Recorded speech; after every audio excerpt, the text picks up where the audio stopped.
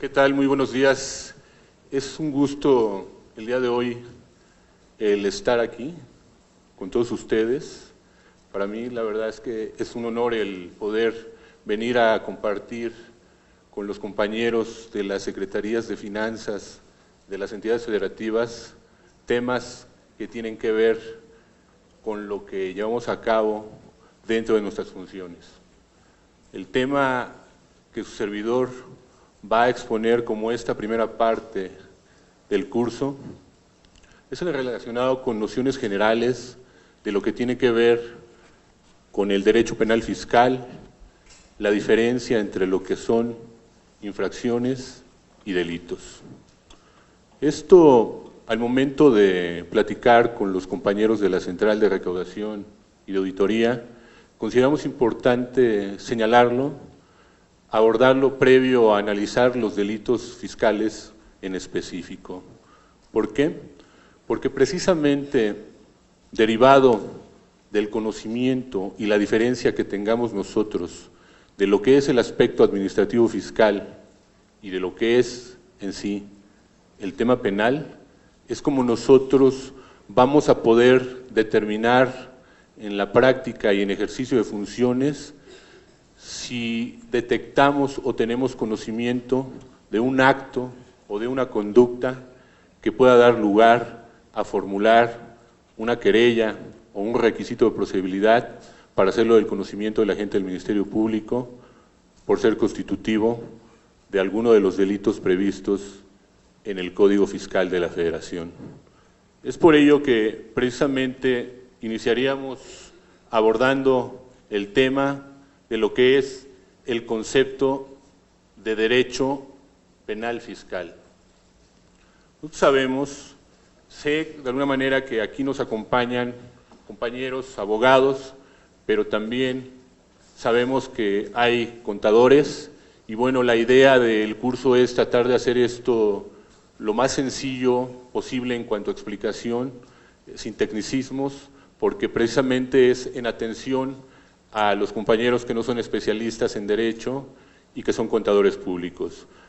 Lo importante aquí es primero determinar esa gran diferencia que hay entre lo que es el derecho penal y el derecho fiscal.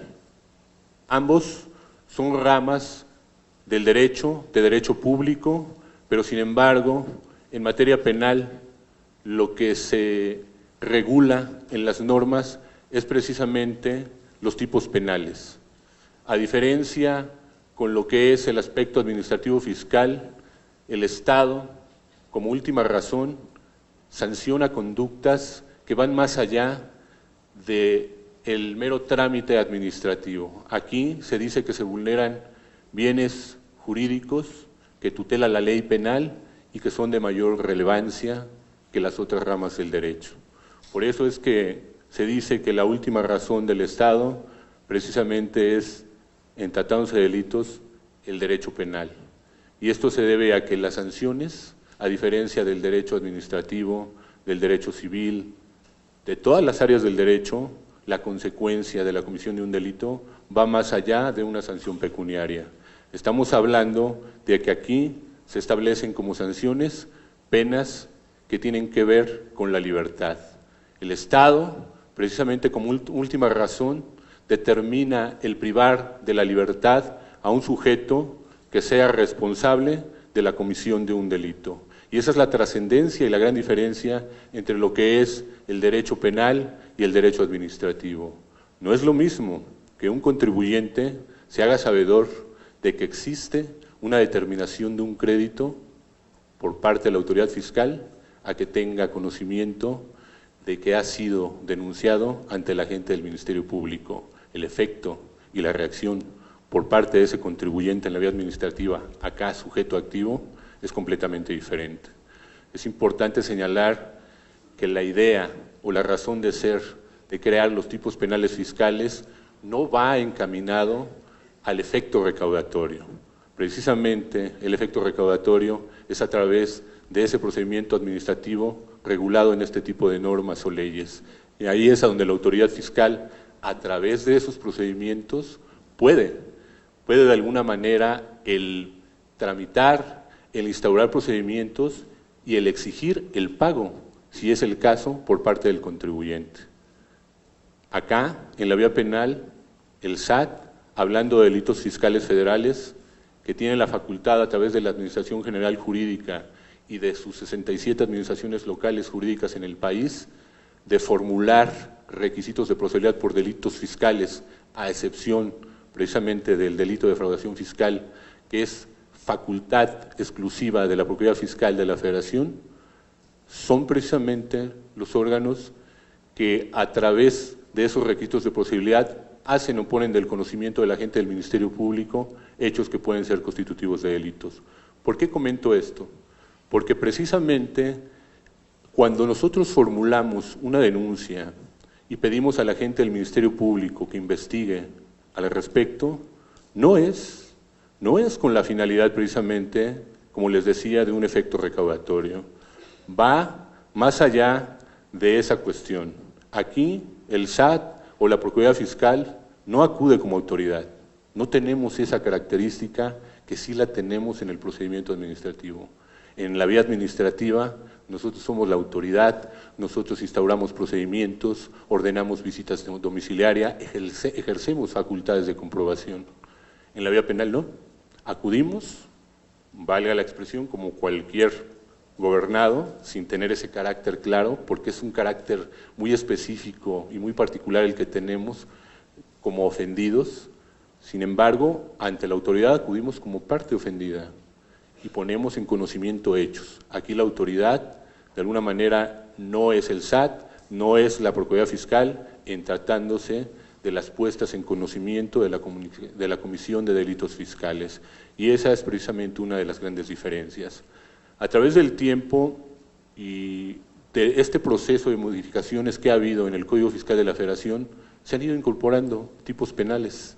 Normalmente, si analizamos precisamente ese capítulo de delitos fiscales, en un principio eran contados los delitos previstos como fiscales, delitos fiscales. Sin embargo, a través del tiempo, el legislador se ha visto en la necesidad de ir incorporando nuevas figuras delictivas dentro del mismo capítulo de delitos fiscales. La razón de ser, se dice, que es por una cuestión de política criminal y que va encaminada precisamente a tratar de inhibir y de ejemplificar, y va encaminado precisamente a que el contribuyente, a través precisamente del conocimiento de la existencia de esas conductas reguladas en ley, opte por cumplir con sus obligaciones.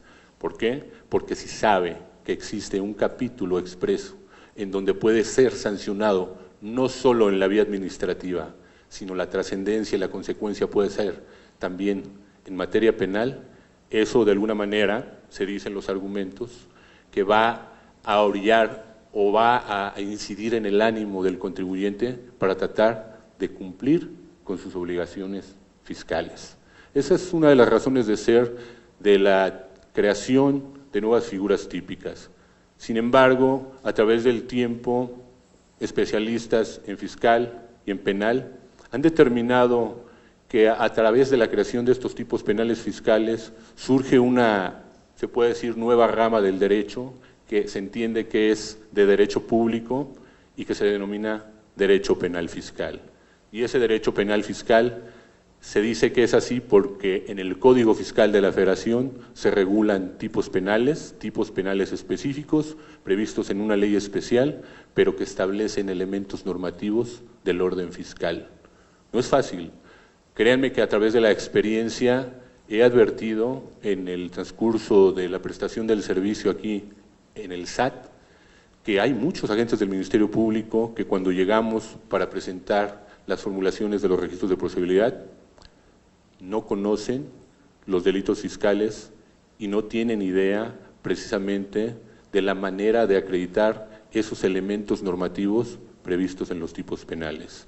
Hay algunos lugares a donde existen agencias especializadas en delitos fiscales en los estados de la República. Aquí tenemos la fortuna en la Ciudad de México de que existe la Fiscalía Especializada en Investigación de Delitos Fiscales y Financieros, y eso de alguna manera permite y facilita el trabajo por parte de nosotros y de la Procuraduría Fiscal. ¿Por qué? Porque son agentes del Ministerio Público especializados en la investigación de este tipo de delitos. Sin embargo, aquí el contexto es que, como está centralizado, los requisitos de procedibilidad se formulan en el DF, pero por cuestión de competencia, cuando el Ministerio Público resuelve ejercitar acción penal, lo remite a las entidades federativas. Y entonces, a quien les corresponde dar seguimiento respecto de los mismos, ya no son a las áreas centrales, sino corresponde precisamente a las entidades federativas, a los administradores locales jurídicos del país o a las subsedes o regiones de Procuraduría Fiscal.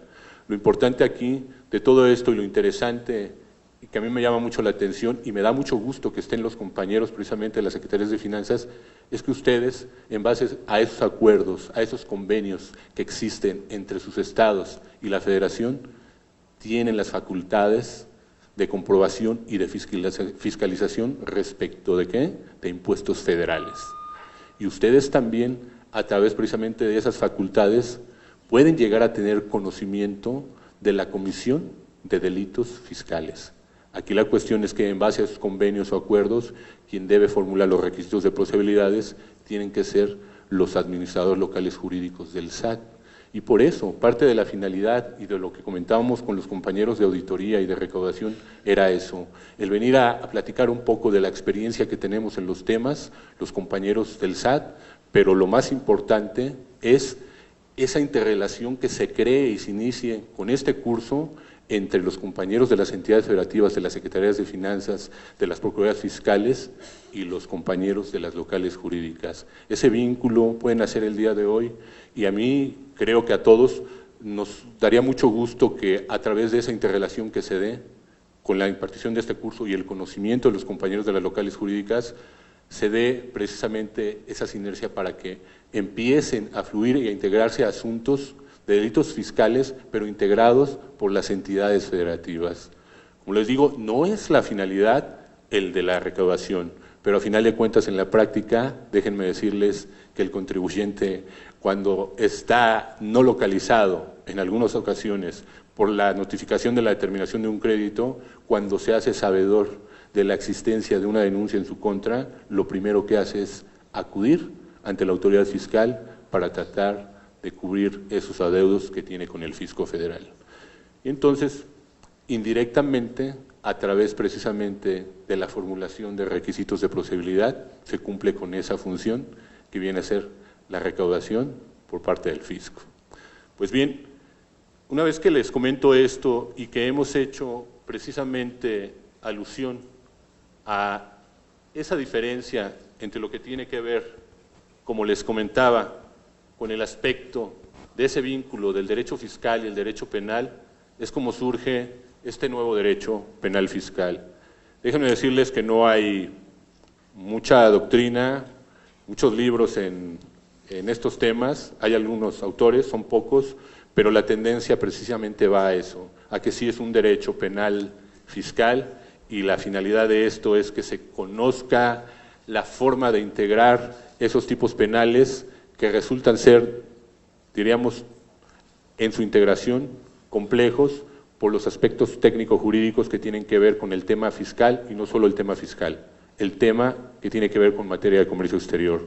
Tenemos delitos de contrabando en donde precisamente la regulación que hay en esta materia es extensísima y estamos obligados nosotros como abogados a conocer precisamente de esa normatividad relacionada con el tema de materia de comercio exterior. ¿Para qué? Para acreditar esos elementos normativos que se establecen en los tipos penales fiscales.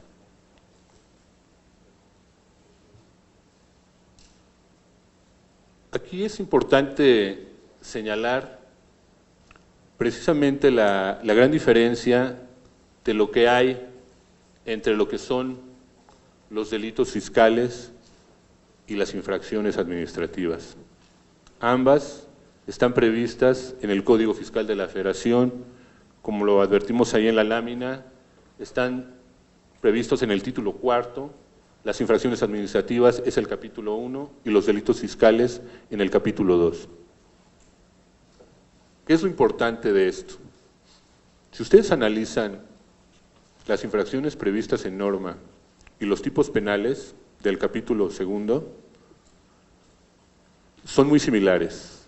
En algunos casos son idénticos, en algunos otros casos tienen aspectos adicionales mínimos, pero son idénticas las conductas. Un ejemplo es el delito de contrabando. Es infracción quien ingresa a territorio nacional o extrae del mismo mercancías de procedencia extranjera e incumple con el pago de contribuciones y o cuotas compensatorias. Eso da lugar a una sanción administrativa. La autoridad aduanera inicia un procedimiento en esa materia y sanciona. Sin embargo, esa misma conducta da lugar precisamente a la comisión del delito de contrabando. Y es la mismita conducta. Aquí lo que podemos advertir es que con esa conducta el importador o exportador no solo es sujeto de responsabilidad administrativa, sino también es sujeto de responsabilidad penal. Y lo importante aquí, o lo interesante es, porque se ha presentado en la práctica y sabemos que la consecuencia de ambas es una sanción. En la vía administrativa pueden ser multas, la determinación del crédito por el histórico de los impuestos o contribuciones que debería de pagar, y aquí en la vía penal la consecuencia es el pago de la reparación de daños y perjuicios. Y por ahí en algún foro un abogado fiscalista me decía, es que se va a dar el doble pago, si se va paralelo el procedimiento en la vía administrativa y en la vía penal y se le sanciona a esa misma persona en ambas vías, ¿no estaríamos en un doble pago? Yo le decía a ese abogado fiscalista en aquella ocasión, yo creo que le corresponde a la defensa y al abogado de esa persona el defender en ambas vías esa situación que comenta. ¿Por qué? Porque se llegan a ir paralelas, pero normalmente no terminan al mismo tiempo. Normalmente se resuelve primero la vía administrativa y después la vía penal. Si el contribuyente, acá activo del delito, una vez que se determina su sanción en materia penal, demuestra que ya cubrió parte de los créditos en la vía administrativa, eso lo debe de aportar ante el juez penal para demostrar que el monto que se está fijando por parte del juez penal como sanción ya ha sido cubierto, pero no le corresponde al SAT, no le corresponde al agente del Ministerio Público y no le corresponde a la Procuraduría Fiscal el decir ya pagó, le corresponde al abogado del activo del delito. Y al revés, si concluye primero el procedimiento penal y cumple de alguna manera con esa sanción que establece el juez penal, eso de alguna manera le va a servir como base para aportarlo en la vía administrativa. Lo interesante aquí es que las cantidades que se determinan en la vía administrativa son mucho mayores a las que se establecen en la vía penal. ¿Por qué?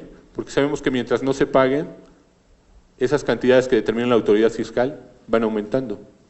En el procedimiento penal no. Nosotros, al formular un requisito de procedibilidad en base al artículo 92, estamos obligados, desde el escrito de presentación del requisito de procedibilidad, a establecer el monto del perjuicio. Y lo hacemos a través de un dictamen que puede ser en materia de comercio exterior, de un dictamen técnico-contable, si es el caso precisamente del delito de defraudación. Pero es a partir de ese momento. Sin embargo, esa cantidad la podemos actualizar casi al final del procedimiento penal, en la etapa acusatoria, en donde precisamente ahí podemos actualizar ese monto determinado en estos dictámenes. Esas son precisamente las diferencias que se dan entre lo que es, una de las diferencias que se dan entre lo que es la infracción y el delito. A ver, permítanme, porque creo que aquí ya no me está funcionando el rayo láser. ¿Le puedes pasar de ahí a la siguiente lámina, por favor? Porque ya no está captando la señal el control. Sí, muchas gracias. Vamos a hablar ahora en sí de lo que es precisamente el delito como tal. El artículo 7 del Código Penal Federal establece o da una definición de lo que es el delito. Dice que el delito es el acto o omisión que sancionan las leyes penales. Sin embargo, a nivel doctrina, hay un concepto más amplio, parecido a los elementos que establece la definición del Código Penal, en donde se dice que el delito es la conducta típica, antijurídica y culpable. Lo importante aquí es analizar en esas conductas previstas en el Código Fiscal de la Federación si esos delitos son de acción o son de omisión. Si son delitos de acción, se requiere precisamente que el activo del delito exteriorice su conducta, precisamente a través de un hacer. Si son de omisión, precisamente las conductas consisten en dejar de hacer. Hay quien dice que el delito de contrabando lo que sanciona es la introducción de las mercancías, y parte de la conducta es introducir mercancías. Sin embargo, eso no es lo que se sanciona en el tipo penal del delito de contrabando. Lo que se sanciona es la omisión del pago de contribuciones y o cuotas compensatorias. Y ahí, en esta definición que les doy, estamos advirtiendo dos conductas, una de acción y una de omisión. La de acción consiste en introducir o en extraer mercancías de territorio nacional. Y la de omisión consiste en no pagar las contribuciones y o cuotas compensatorias. Entonces, cuando ustedes, compañeros de las entidades federativas, de las locales jurídicas, adviertan ya en un asunto en concreto que puede dar lugar a la probable comisión de un delito, siempre tenemos que tener presente el hecho de que si son conductas de omisión o son conductas de acción. Eso es precisamente parte de lo que se maneja como la definición del delito, pero estas conductas no nada más es hacer o dejar de hacer, sino precisamente esa acción o omisión debe estar prevista en la norma y debe estar sancionada por la ley penal para que tenga esa consecuencia dentro del ámbito del derecho penal. Ahora aparecen a continuación las diferencias específicas de lo que es la infracción y el delito. Como podemos advertir en las láminas que tenemos a la vista, la infracción administrativa es sancionada generalmente, como ya lo dijimos, por una autoridad administrativa. En este caso, es la autoridad fiscal. En la vía penal, quien sanciona la comisión de delitos, en una primera etapa, en una primera instancia, es el juez penal federal. Y en una segunda instancia, pueden ser precisamente los tribunales unitarios o incluso, en su caso, hasta los tribunales de amparo.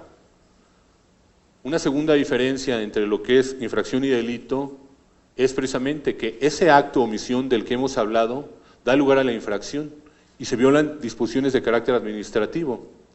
Son leyes, reglamentos o circulares. En materia penal, lo que se vulneran son normas de derecho penal que protegen bienes jurídicos como la vida, la libertad o el patrimonio. Una siguiente diferencia es que la infracción puede ser atribuida a personas físicas o a personas morales. En la vía penal no ocurre esto. En la vía penal, el único que es sujeto de responsabilidad penal es la persona como tal, la persona física. Nosotros podemos advertir que en la vía administrativa las determinaciones del crédito se pueden determinar en contra precisamente de personas jurídicas o morales o incluso de personas físicas. En la vía penal no ocurre esto. Los únicos que son sujetos de responsabilidad penal son las personas físicas. Y precisamente esto tiene que ver con otra de las diferencias que vamos a ver más adelante. Otra de las diferencias es que para la infracción administrativa, para que ésta exista, no son necesario acreditar los elementos esenciales del dolo o la culpabilidad. En materia penal sí. En materia penal se requiere la acreditación precisamente de estos elementos, del dolo. Y esto es muy importante señalarlo. ¿Por qué? Porque de alguna manera eso es lo que hace la gran diferencia entre la infracción y el delito.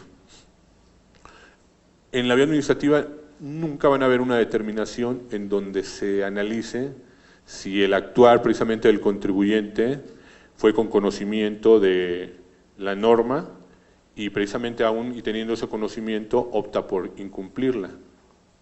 Eso es precisamente el dolo. En materia penal se requiere. Déjenme decirle que todos los delitos fiscales son delitos dolosos. No hay delitos culposos. Únicamente son delitos dolosos y entonces el agente del Ministerio Público tiene la obligación para ejercitar acción penal de acreditar el dolo por parte del activo del delito. Y nosotros, como abogados que representamos los intereses del Fisco Federal, necesariamente estamos obligados a coadyuvar con la autoridad ministerial para aportar en la investigación o en la averiguación previa este aspecto que resulta importante. Y que el dolo no es otra cosa más que precisamente el conocimiento de que lo que está llevando a cabo el activo del delito está prohibido o previsto en norma y que aún y teniendo ese conocimiento, él determina por voluntad propia el infringir la norma. Eso es propiamente el dolo y precisamente la doctrina dice que son dos elementos, uno volutivo, que precisamente es la voluntad del activo del delito de querer vulnerar la norma y otro cognitivo, que es el conocimiento de que sabe que lo que va a hacer está prohibido en la norma y aún así decide infringir la norma. Es la manera en cómo se demuestra ya en materia penal la comisión o esta cuestión del aspecto del dolo, la intención. Y ese es otro de los aspectos fundamentales que tiene que ver entre la infracción y el delito.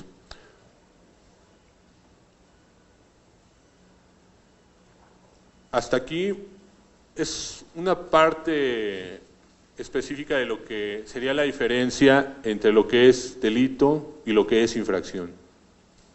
Otro de los temas que nosotros consideramos importantes comentar aquí es el tema de la prescripción del ejercicio de la acción penal.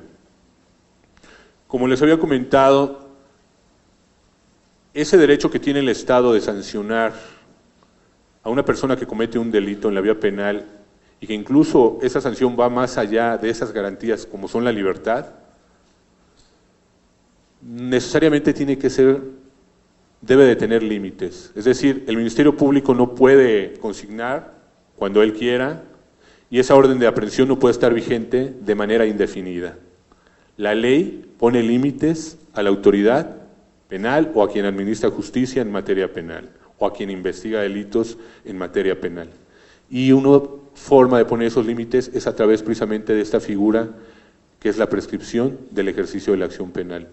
Es decir, esta figura lo que establece son plazos o términos para que la autoridad, en este caso el agente del Ministerio Público, pueda ejercitar acción penal.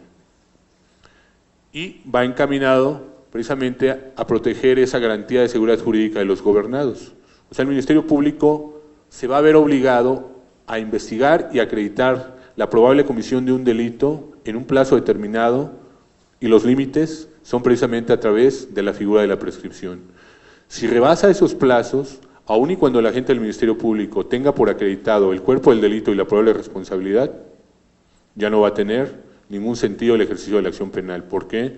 Porque la prescripción lo que hace es extinguir precisamente la pretensión punitiva del Estado, es decir, esa facultad que tiene el Estado de investigar, de perseguir y de sancionar conductas delictivas. Esa es la limitante precisamente que tiene que ver con la figura de la prescripción.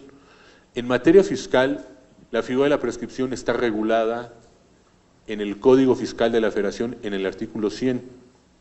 Algo que quiero comentarles es que en materia penal, en el artículo 6 se establece el principio de especialidad de la norma.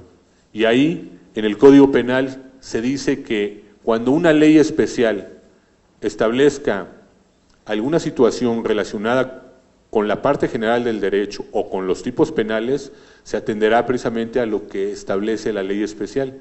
Y este es el caso. El Código Fiscal de la Federación es una ley especial y ahí no solo se regulan delitos fiscales, sino también se prevén aspectos de carácter procesal y de carácter sustantivo, que son las reglas del derecho penal. Y la figura de la prescripción es importante que la conozcamos. ¿Por qué? Porque sabiendo o conociendo el plazo de la prescripción para los delitos fiscales, es como nosotros de alguna manera tenemos que integrar esos asuntos penales que se van a remitir a las locales jurídicas para la formulación de los requisitos de procedibilidad. Y déjenme decirles que los plazos, hasta antes de la reforma, no son muy extensos. Aquí hay que considerar que precisamente a través de las facultades de comprobación que ejerce la autoridad fiscal, tiene un plazo de 5 años, de acuerdo a lo que establece la ley fiscal, para precisamente ejercer esas facultades.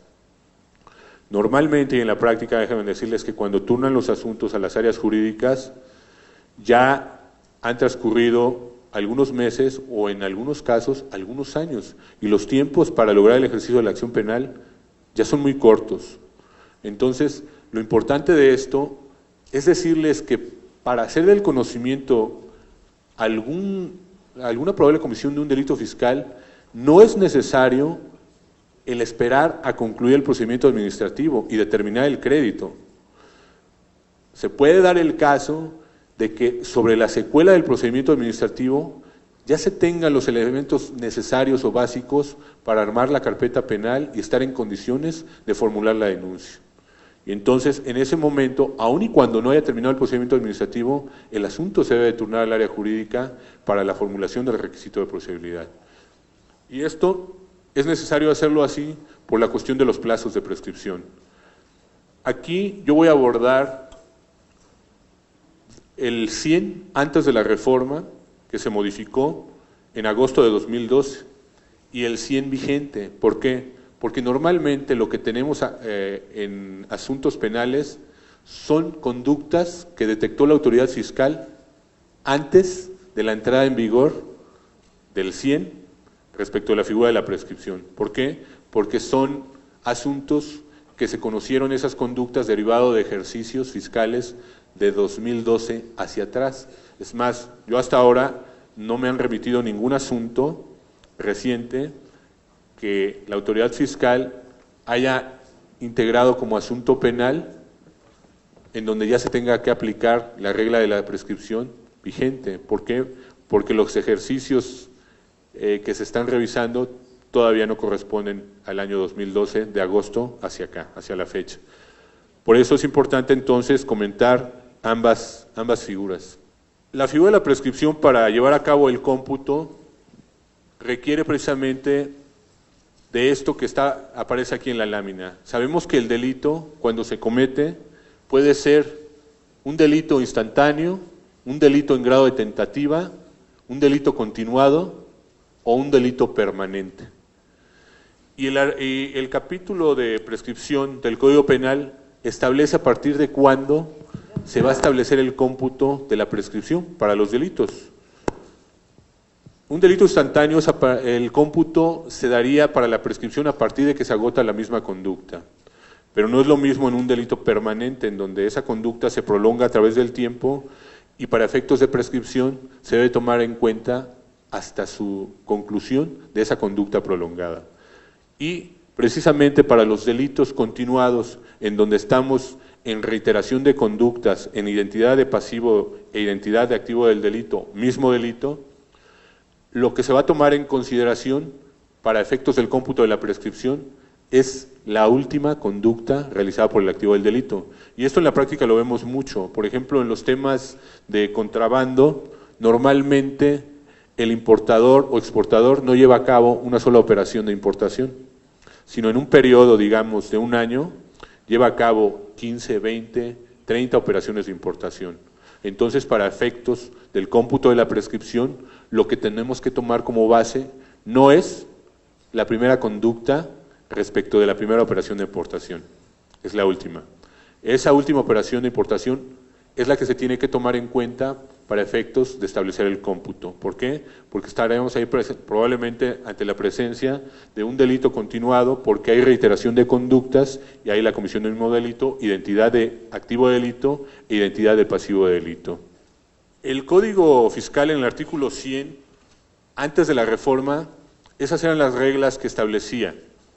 3 años a partir de que se tiene conocimiento del delito y del delincuente, y 5 años sin conocimiento del delito y del delincuente.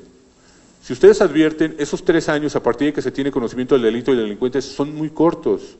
Es lo que les comentaba, a través de los ejercicios de facultades de comprobación, cuando la autoridad fiscal remite el asunto, normalmente ya transcurrió 1 año y medio o 2. En lo que se formula el registro de procedibilidad y se integra la averiguación, quedan tiempos muy acotados. Pero es importante tomarlos en cuenta porque no tiene ningún sentido el armar una carpeta penal cuando los tiempos ya son cortos o ya incluso están a punto de prescribir los asuntos. Esa maquinaria que se echa a andar desde que inician las facultades de comprobación, la integración de los expedientes y la formulación del registro de procedibilidad, incluso la investigación y la integración de la averiguación previa, se ve truncada por los tiempos. Lo preocupante aquí es que hace algunos meses la Corte emitió un criterio en relación a la figura de la prescripción para delitos fiscales antes de la reforma. Y ahí decía precisamente que en tratándose de delitos fiscales no se interrumpe la figura de la prescripción con la investigación del delito ni con el ejercicio de facultades de comprobación. Y eso de alguna manera nos vino a afectar, porque esa regla para los delitos en común no opera. La regla para los delitos en común dice que con la investigación del delito, ese plazo de la prescripción se interrumpe.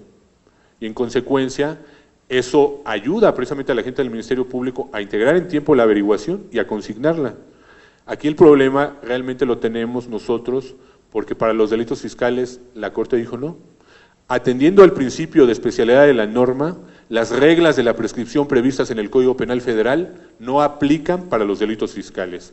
Y si el 100 del Código Fiscal de la Federación establece que son 3 y 5 años, no operan las reglas de la prescripción para delitos fiscales. En consecuencia, no se interrumpe la prescripción con la investigación ni las facultades de comprobación por parte de las autoridades fiscales. Y eso realmente representa un grave problema para la institución, porque a marchas forzadas tenemos que integrar con la celeridad debida los asuntos para lograr el ejercicio de la acción penal antes de que prescriban los mismos. Y ya tenemos de alguna manera resoluciones por parte de los jueces que las han estado aplicando en base a esa jurisprudencia, que además es obligatoria porque fue resuelta por la Sala de la Corte en una denuncia de contradicción de tesis y el criterio ya está definido. A raíz de eso, precisamente en la reforma a la ley fiscal del año 2012, las reglas de prescripción cambiaron. Ya no son de 3 y de 5 años, sino se modifican y quedan de la siguiente forma. Este es el artículo 100 vigente. Si ustedes advierten, aquí es algo importante que hay que señalar, es que en el primer párrafo, aunque se establece o se denomina la figura de la prescripción como tal, ese primer párrafo no habla como tal de la figura de la prescripción. Dice, señala que el derecho a formular la querella declaratoria o declaratoria de perjuicio por parte de la Secretaría de Hacienda y Crédito Público precluye y por lo tanto se extingue la acción penal en 5 años que se computarán a partir de la comisión del delito.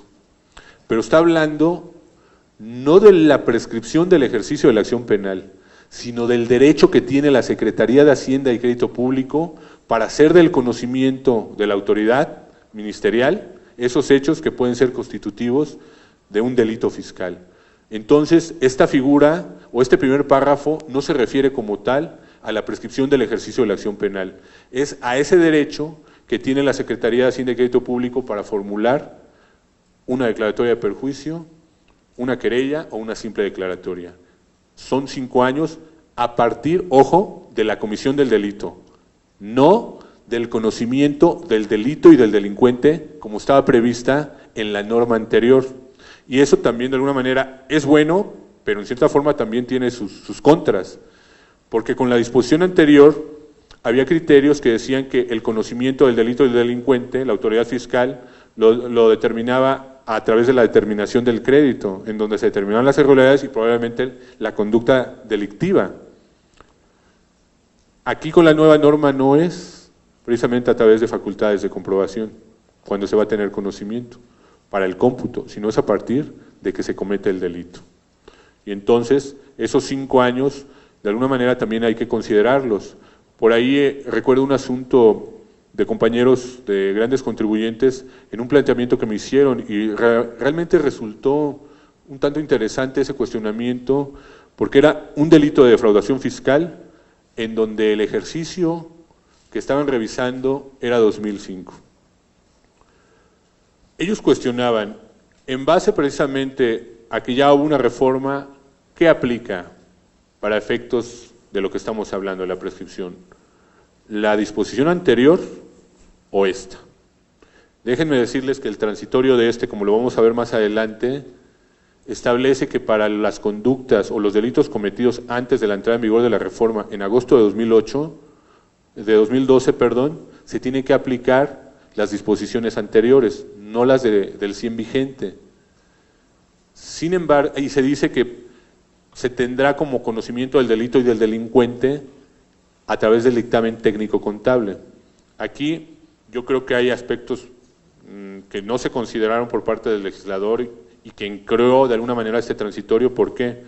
Porque estamos regulando los delitos fiscales todos.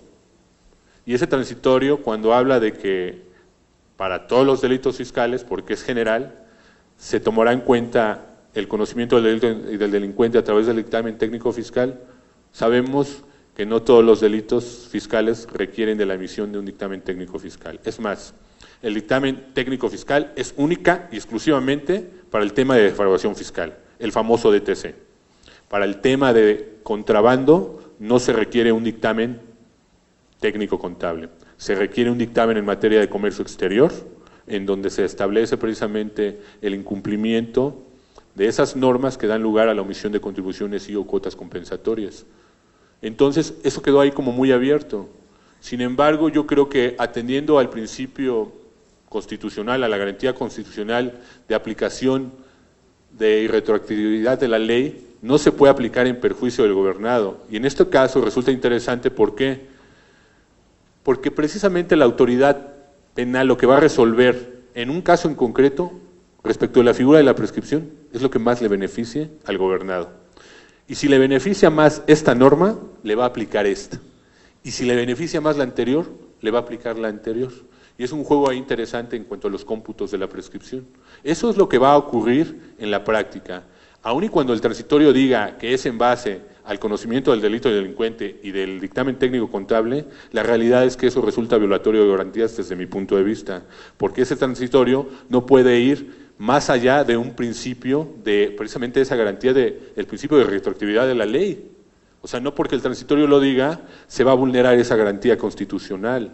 Y entonces lo que van a resolver los tribunales, creo yo, es aplicar precisamente en favor de esa persona la garantía de retroactividad de la ley. Esto resulta un tanto interesante porque precisamente en el ejemplo que les daba del ejercicio fiscal de 2006, tomando como base esta disposición, el derecho de la Secretaría de Hacienda para formular registro de procedibilidad ya precluyó. 2006, 7, 8, 9, 10, 11. Los 5 años transcurrieron para que el SAT o Procu Fiscal formule un registro de procedibilidad. Y si se formula de alguna manera y el Ministerio Público consigna, tratando de aplicar no esta figura del 100 vigente, sino la disposición anterior, lo que va a ocurrir es que en un juicio de amparo esto se cae, precisamente porque está vulnerando derechos aplicando una norma en perjuicio del gobernado. Eso es por cuanto al primer párrafo del 100, que es el derecho de la Secretaría de Hacienda a formular requisito de procedibilidad. Ya en el siguiente párrafo sí se contempla y se determina la manera en cómo se va a llevar a cabo el cómputo de la prescripción. Y en ese segundo párrafo se señala, ahora sí, que la acción penal para los delitos fiscales va a prescribir en un plazo igual al término medio aritmético de la pena privativa de libertad que señala este código para el delito de que se trate, pero en ningún caso será menor de 5 años. Aquí ya hay una gran diferencia entre lo que establecía el 100 anteriormente. Recuérdese que habíamos dicho que eran 3 y 5 años. 3 cuando se tiene conocimiento del delito y del delincuente, 5 cuando es fuera de esa circunstancia. El vigente habla de que el cómputo para los delitos fiscales va a ser en base al término medio aritmético de la sanción. ¿Qué quiere decir esto? Que la autoridad debe de tener en cuenta la sanción mínima y máxima para llevar a cabo el cómputo respecto de la prescripción. Pero, si ese término medio aritmético no excede de 5 años, los delitos prescribirán en 5 años. Conclusión, los delitos fiscales, algunos prescribirán en 5 años cuando el término medio aritmético no exceda de esos años, y la otra es que cuando excedan de los 5 años, se aplicará lo que resulte de esa operación aritmética de la división entre la pena máxima y la mínima. Y entonces aplicarían ahí 6 años, 6 años 3 meses, 7 años. Esa es la nueva regla de prescripción.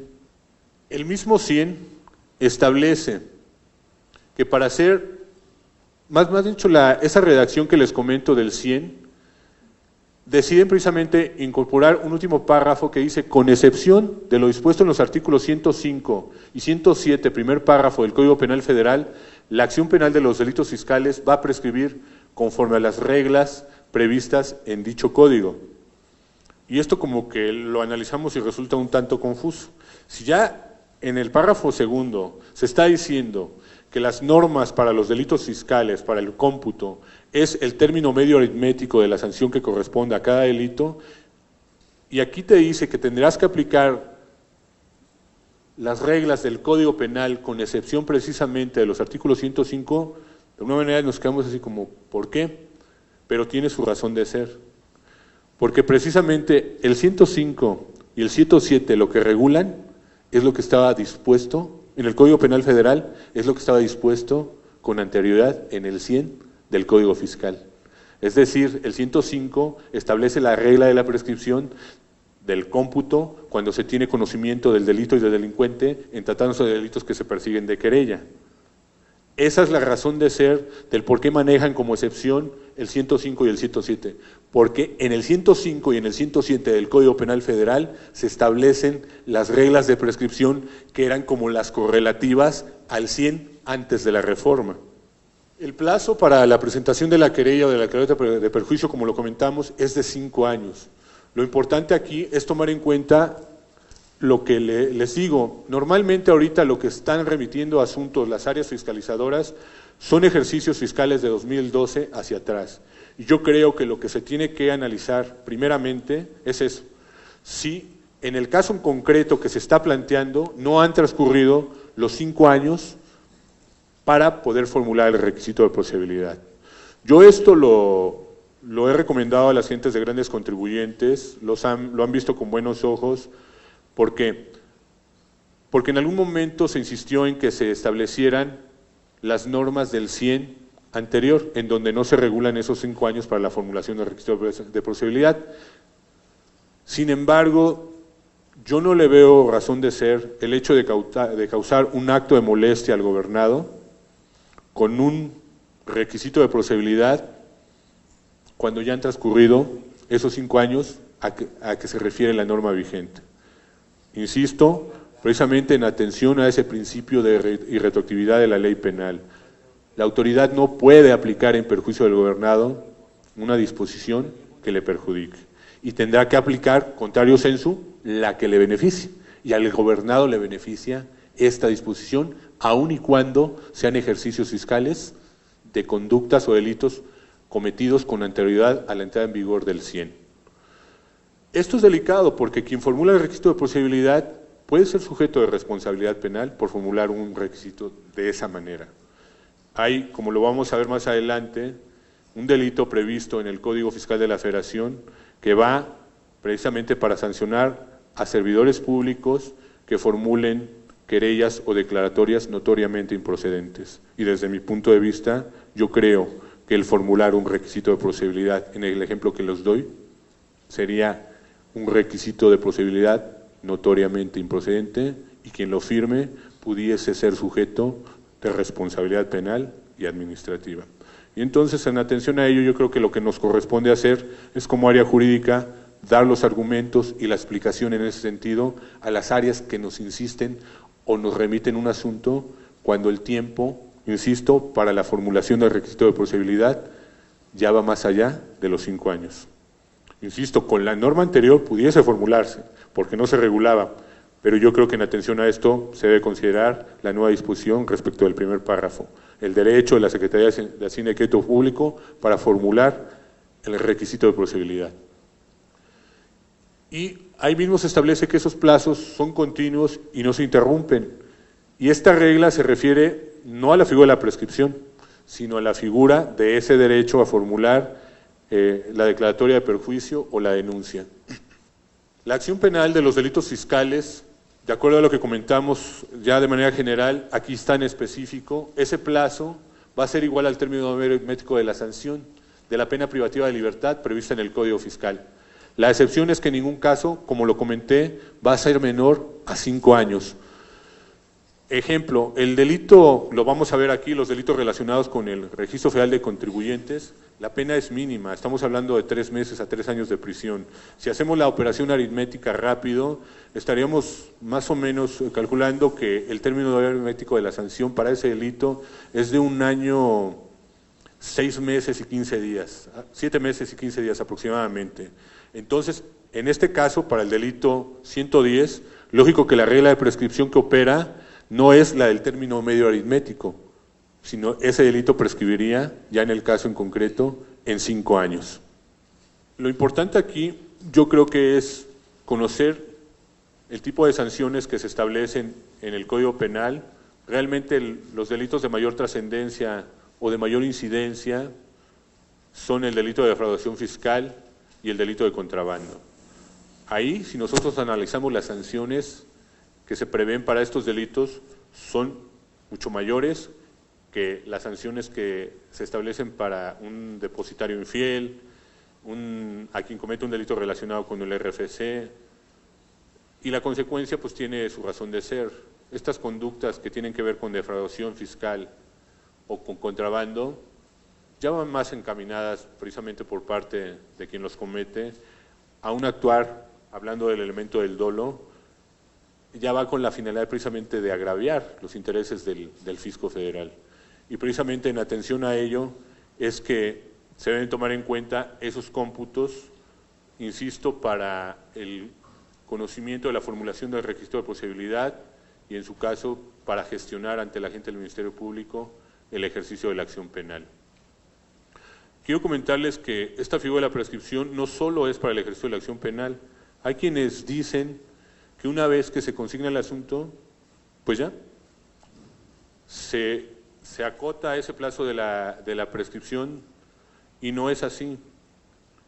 En tratándose de órdenes de aprehensión que no se cumplimentan, ya los criterios por parte de los tribunales van encaminados a que vuelven a correr esos plazos de la prescripción. Es una especie como de borrón y cuenta nueva. A partir del libramiento de la orden de aprehensión, se vuelve a iniciar el cómputo de la prescripción.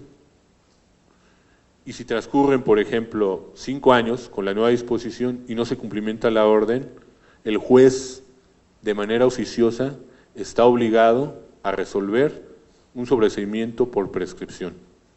Y esto, insisto, tiene que ver con la garantía de seguridad jurídica del gobernado. No pueden quedarse las órdenes de aprehensión vigentes por tiempo indefinido, sino debe llegar el momento en que si no se cumplimentan, se sobreseen las causas penales.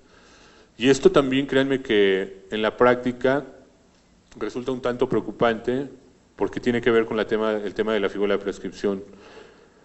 Con el criterio anterior de la Corte, a mí me notificaron en alguna ocasión un asunto de una orden de aprehensión de contrabando, pero millonario, estamos hablando de miles de millones de pesos. Y aquí lo preocupante y lo que yo quiero dejar a la reflexión es lo siguiente: el asunto se consignó, me parece que en 2007 o 2008, y entonces transcurrieron los 3 años. Y lo que hizo precisamente el contribuyente acá, probable responsable, fue promover un juicio de garantías, solicitándole al juez que de manera oficiosa entrara al estudio del Instituto Jurídico de la Prescripción y determinara si en el caso en concreto había prescrito el asunto. Estamos hablando de un asunto millonario Ellos estaban atentos, sabían perfectamente de la existencia de la orden de aprehensión, nunca se ampararon, que eso es una cuestión que, o sea, llama mucho la atención. Había de alguna manera el conocimiento del libramiento de la orden. Esperaron a que transcurrieran los 3 años y una vez que transcurrieron los 3 años, solicitaron, provocaron el acto para irse al amparo. Solicitaron al juez penal que entrara al estudio de la prescripción. El juez acordó que necesariamente, como no había comparecido ante él, fue el argumento del juez, de alguna manera se requería la comparecencia para que ratificara el escrito. Y entonces, pues lógico que el probable responsable no iba a comparecer, pero eso fue lo que provocó el amparo. Y en el amparo, el juez de amparo lo concedió y ordenó al juez entrar al estudio de la figura de la prescripción, y al entrar al estudio de la figura de la prescripción, resolvieron el sobreseimiento por esa figura. Y entonces, les comento esto porque a mí se me hacen demasiado cortos los plazos de la prescripción para determinados delitos fiscales. En este caso, si son defraudaciones millonarias o contrabandos millonarios, creo que la sanción, la figura de la prescripción se queda muy corta. ¿Por qué les comento esto? Con la disposición anterior, con la vigente no, porque ya el término medio aritmético va a ser lo que va a regir la figura de la prescripción. Sin embargo, en un caso en concreto, yo creo que de alguna manera, insisto, la defensa podría jugar con lo que más le beneficie. Y hay criterios de colegiados que dicen que incluso el juez está obligado a aplicar parte de una norma o de un precepto y parte del otro, es decir, hacer una especie como de híbrido para resolver en beneficio del gobernado. Es decir, le puede aplicar del 100 lo que le beneficie de esa parte y del 100 vigente lo que también le beneficie. Eso es precisamente respecto del tema de la prescripción. Lo importante aquí es tener en cuenta esos tiempos que están previstos en ley y que de manera coordinada las áreas jurídicas y las áreas fiscalizadoras debemos de tomar en cuenta. Normalmente nosotros aquí al interior del SAT, la manera en como a veces se trabajaban los asuntos antes de la modificación al reglamento, se analizaban los asuntos de manera conjunta entre quien está integrando el asunto del área fiscalizadora y el área jurídica. Y desde ese momento ya se tomaban en cuenta los tiempos o las figuras de la prescripción, y si veíamos que estaban de alguna manera ya acotados esos tiempos, pues se hacían ver para precisamente agilizar la integración del asunto y la remisión al área jurídica para la formulación del requisito de procedibilidad. Y es en ese sentido en como creo yo que se deben de coordinar las áreas jurídica y en este caso las secretarías de finanzas de los estados.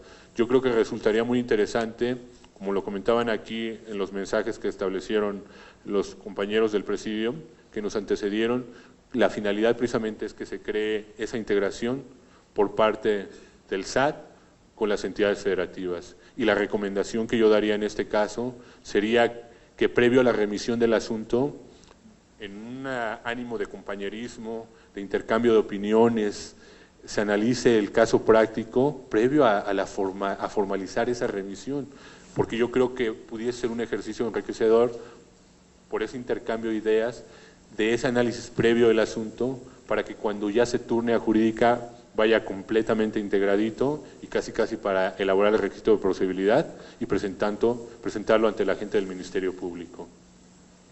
Bueno, pues por mi parte, eso sería todo por cuanto al primer tema, que tiene que ver con generalidades. Lo que puedo sacar aquí a conclusión es aspectos de lo que es infracción y delito. Siempre hay que tener en cuenta, y es lo que quiero que ustedes se lleven, es que el gran número de infracciones está previsto como delito. Entonces, si ustedes en las entidades federativas, a través de esas facultades de comprobación, determinan sancionar a un contribuyente por la comisión de una infracción, revisen el capítulo de delitos fiscales, porque seguramente esa infracción también está prevista como delito. Y entonces, simultáneamente, puede dar lugar a que sancionen en la vía administrativa, pero también vamos a cansarle acto de molestia al contribuyente, porque no le queden ganas de volver a incumplir.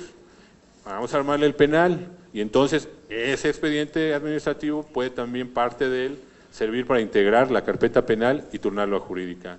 en verdad, la gran mayoría de infracciones están previstos como delitos fiscales.